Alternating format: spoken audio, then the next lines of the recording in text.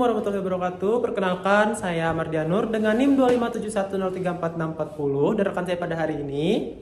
Saya Muhammad Faisal Ridho Pahlevi dengan NIM 257103514. Saya Nasyifa Suci Ramadhani dengan NIM 25710355482. Dan aku Caintan Arya dengan NIM 25710355078. Saya Olpa dengan NIM 25710355487. Saya Revi Agustin Winata dengan NIM 25710355491. Saya Nurhalisa dengan NIM 25710355484.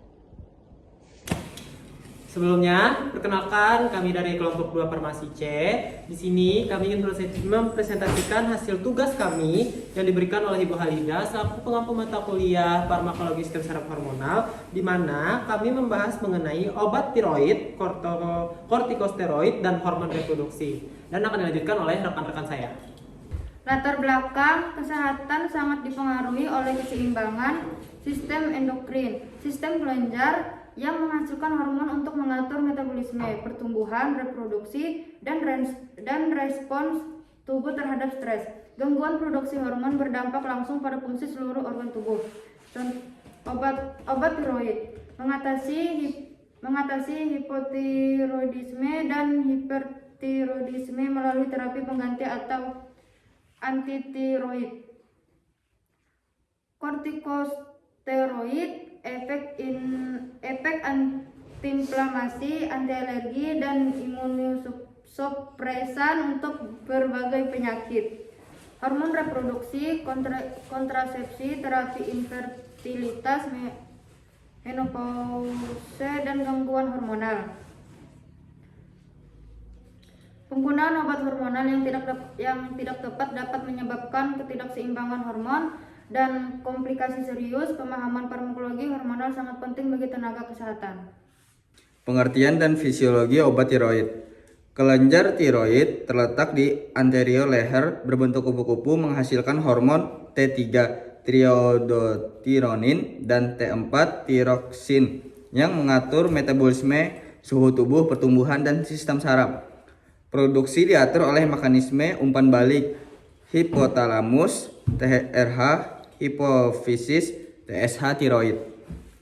Fungsi hormon tiroid meningkatkan laju metabolisme basal, meningkatkan penggunaan oksigen sel, metabolisme karbohidrat, protein, dan lemak, pertumbuhan dan perkembangan sistem saraf pusat. Obat tiroid digunakan untuk menggantikan hormon yang kurang atau hipotiroidisme, atau menghambat pembentukan hormon berlebihan atau hipertiroidisme. Hipotiroidisme dan hipertiroidisme. Hipotiroidisme, produksi hormon tiroid tidak mencukupi, penyebab kekurangan iodium, Hashimoto tiroidis, operasi atau radiasi, kelelahan, berat badan naik, kulit kering, rambut rontok, sembelit, denyut jantung lambat. Pada anak, gangguan pertumbuhan dan perkembangan mental. Terapi levotrikosin, hormon sintetis pengganti, umumnya jangka panjang. Hipertiroidisme, produksi hormon tiroid berlebihan, penyebab paling sering penyakit grafis. Berat badan turun, jantung berdebar, tremor, mudah marah, berkeringat berlebihan, sulit tidur, kompleksi, gagal jantung, tiroid stroke. Terapi obat antitiroid, iodium radioaktif, atau operasi. Jenis-jenis obat tiroid. Yang pertama, levotiroxin, hormon tiroksin sintesis untuk hipotiroidisme, diberikan oral, dosis disesuaikan usia dan kondisi klinis. Pemantauan TSH berkala diperlukan. Efek samping atau dosis berlebih, palpitasi, tremor, insomnia, takikardia, penurunan berat badan berlebihan. Yang kedua, propil tiorasil atau PTU, antitiroid untuk hipotiroidisme, menghambat sintesis dan konversi T4 atau T3. Diutamakan pada trimester pertama kehamilan. Efek samping, ruam kulit, nyeri sendi, mual, hepatotoksitas, agranulositosis. Yang ketiga, metimazol, antitiroid dengan durasi kerja lebih panjang dari PTU, lebih sering digunakan untuk hipertiroidisme. Efek samping, ruam kulit, gangguan pencernaan, demam, agranulositosis. Obat tiroid tidak boleh dihentikan apabila konsultasi tenaga kesehatan karena dapat menyebabkan kekambuhan penyakit. Kortikosteroid. Kortikosteroid adalah hormon steroid yang diproduksi korteks adrenal dengan efek antiinflamasi, anti-alergi, dan imunosupresan yang kuat. Bekerja menyerupai kortisol alami tubuh. Glukokortikoid, efek antiinflamasi dan imunosupresan, hidrokortison, prednison dan prednisolon, dexamethasone dan metilprednisolon.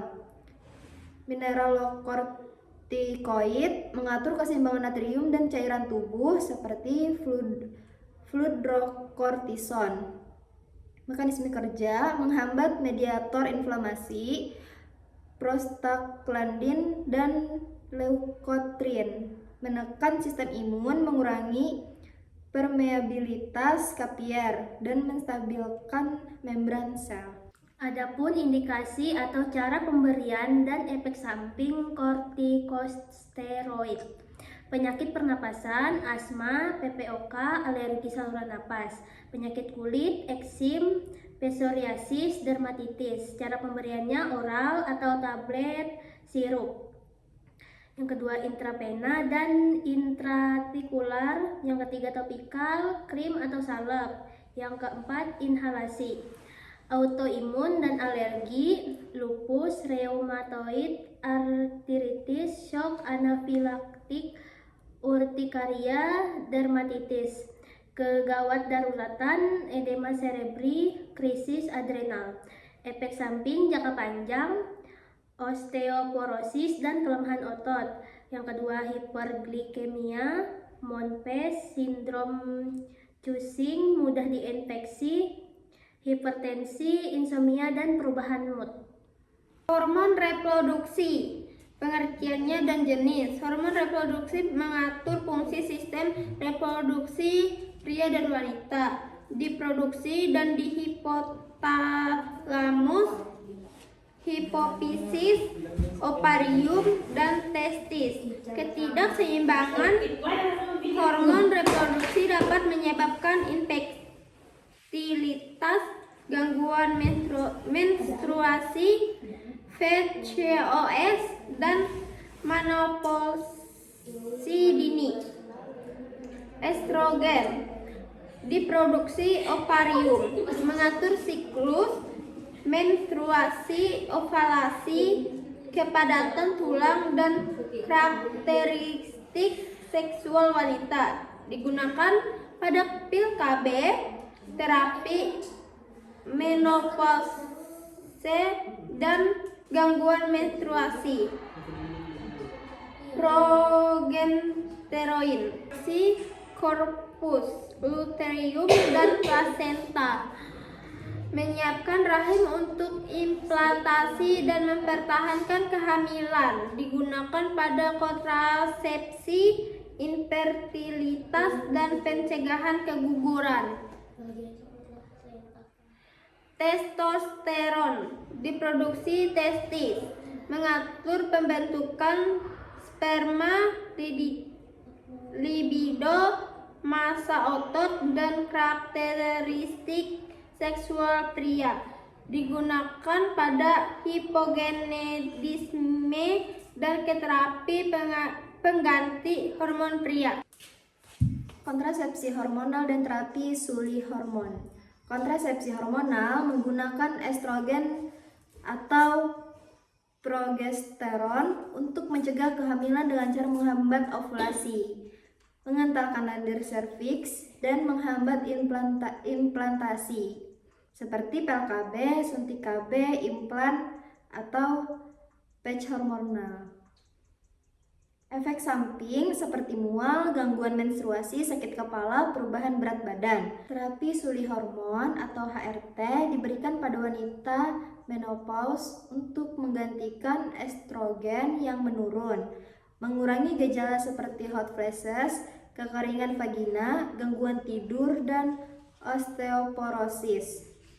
Peringatan, penggunaan jangka panjang dapat meningkatkan risiko trombosis dan beberapa jenis kanker. Harus digunakan secara hati-hati di bawah pengawasan medis. Gangguan hormon reproduksi seperti infertilitas dan amenor, sindrom ovarium polikistik atau PCOS, menopause dini, dan hipogonadisme.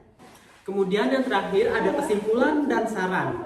Pertama, obat tiroid. Levotiroxin untuk hipotiroidisme, PTU, dan metimazol untuk hipotiroidisme. Penggunaan tepat mengembalikan metabolisme tubuh ke kondisi normal. Kedua, kortikosteroid, di mana efektif untuk asma, alergi, autoimun, dan inflamasi. Penggunaan jangka panjang berisiko osteoporosis, hiperglikemia, dan sindrom Cushing. Dan hal ini harus dipantau lebih ketat lagi. Kemudian yang ketiga, hormon reproduksi, yaitu estrogen, progesteron, testosteron berperan dalam kontrasepsi, infertilitas, dan terapi menopause. Penggunaan harus disesuaikan kondisi kesehatan pasien. Peran tenaga kesehatan sangat penting, memberikan edukasi, memantau efek samping, mengawasi kepatuhan pasien, dan memastikan penggunaan obat hormonal secara rasional dan aman. Begitulah presentasi yang dapat kami sampaikan. Atas perhatiannya kami ucapkan terima kasih. Bye-bye.